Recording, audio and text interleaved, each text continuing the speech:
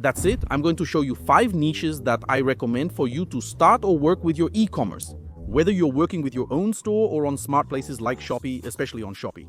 Come here, look, I'm here on the computer screen and I already want to show you a niche that's been growing a lot. Regardless, right? Obviously, there are people who aren't Christians, right? And it's the Christian niche that I want to mention. There are several really good products. This Jesus Christ plush here was amazing because it really sold a lot, especially if it's you set up an e-commerce, set up a structure focused on the Christian niche, whether you just want to make money or you have a purpose behind it, it's even better, right?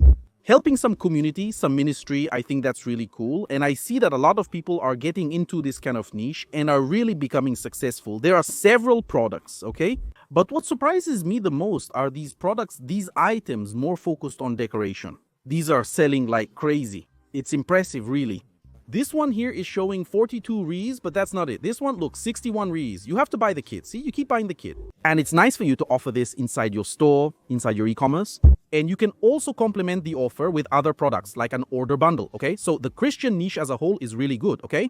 This type of product, decoration items in the Christian niche are really worth it. The next niche is the one you're seeing here on the screen.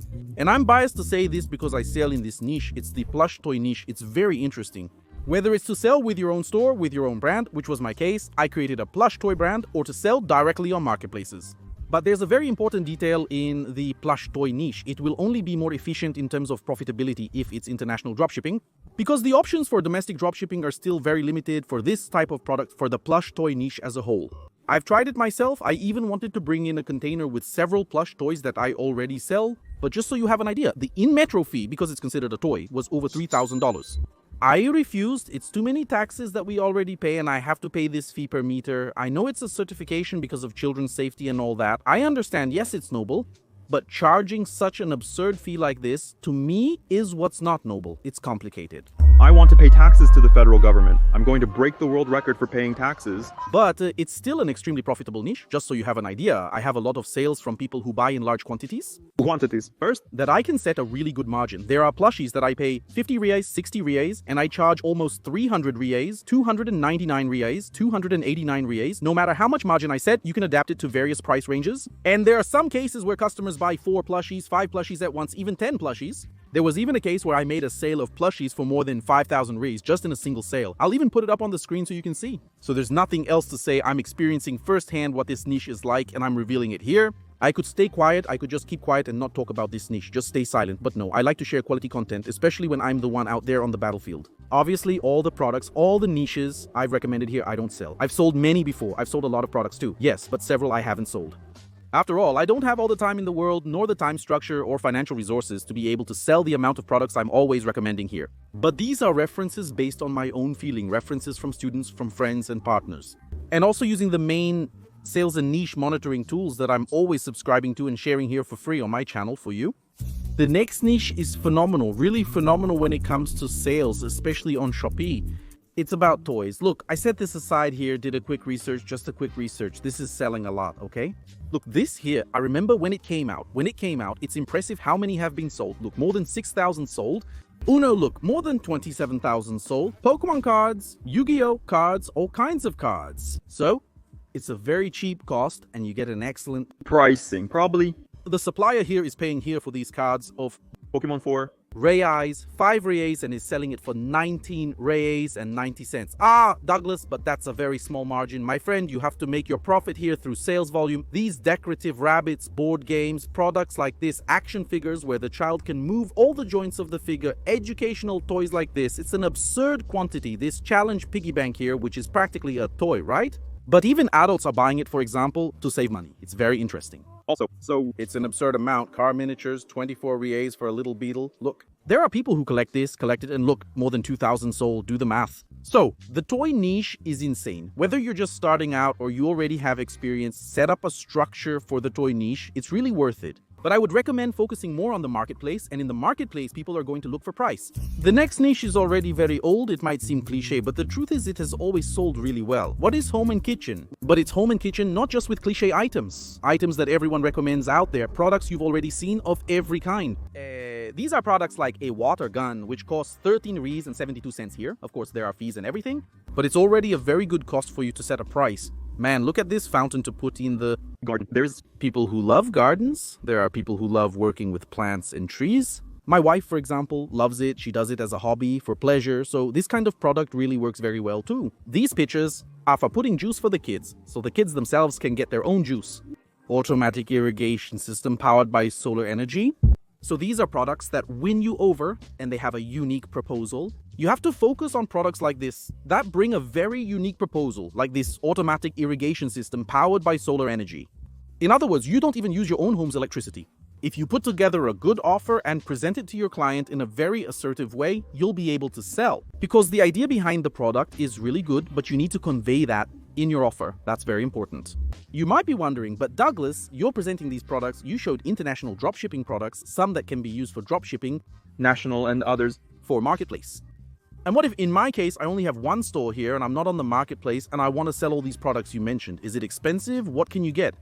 I've mentioned several times that the Nuvum shopping platform, even I have a discount coupon. I always leave it in the description, offers integration for so you can keep selling in your store.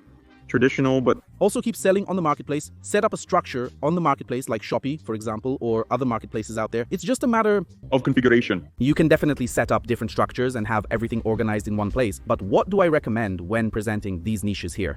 Focus on one niche, get results, and then you can expand to other niches. Or you can set up a general store, but focused on one thing, for example, home, a general home store. You're not going to sell, for example, kids' products or toys like I mentioned here. It's almost related to home, but it gets really messy. You really have to focus on home products, then you can consider garden, office, and decoration items. That's how you need to focus. That's how you set up a generic store, but at the same time, it's still niche.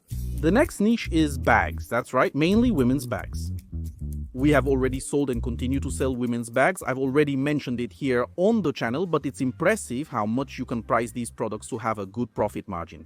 And I'm not just talking about bags for going out to a restaurant or to work, nothing like that. I'm also talking about exercise bags. Look at the cost of this one, 42 reais and 39 cents. Of course, there are taxes and everything, but if I look directly at suppliers from Brazil, you can also find some options. Look at this, 85 reais. This one is for training for those who like to run a lot. 26 reais and 79 cents. You can set a margin. This one here for people who like to. This one is for trail runners. This one is for trail runners, okay? It's for trail runners. Look at the size of this bag, 132 reais and 99 cents. You can set a margin. These army style bags here also became really popular. They cost 87 reais. I've seen people selling this type of backpack for 400 reais and people buy it. Women's bags are a whole other story too. You can get excellent prices from local suppliers and sell with a good profit margin. Look, these are very beautiful bags, good quality bags, and you can set a really good price. So pay attention to this kind of niche. Here, in this specific niche, it's worth setting up a store as a brand itself, only for women's and men's bags. The main focus will be on women's bags, but there's no problem if you also target the male audience, and also for other areas. So bags for going out, bags for dinner, bags for a date with your guy, bags for working out, bags just for running. Well, these fanny packs here are also very interesting. It's about being creative when putting together your structure, whether with your own store or by setting up your marketplace. And that's it. What I gave you here is practical content for you to look at. Grab a pen and paper or a notepad, write it down and apply it. I don't keep making cliche content like many people do on YouTube, recommending things that don't work, suggesting cliche niches that everyone has already talked about. My idea here is always to keep you updated with the best content for those who are in the field, and I'm in this field myself, so be creative. Your success will depend on your foundation, on the structure you build first before you actually start going all in. Ads, creatives, increasing your conversion rate. First, prepare your foundation, which is your initial structure. But tell me, did you like this content?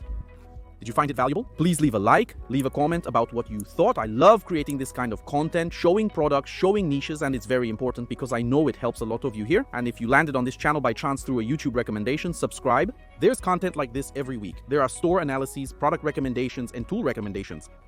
Everything is here on the channel. I'm sure you'll binge watch and might even get tired of seeing my face, but in a good way. At the end, there will be 2 pieces of content that will show up here, which I personally selected for you to watch. They complement what I'm sharing here, alright? Big hug and bye-bye.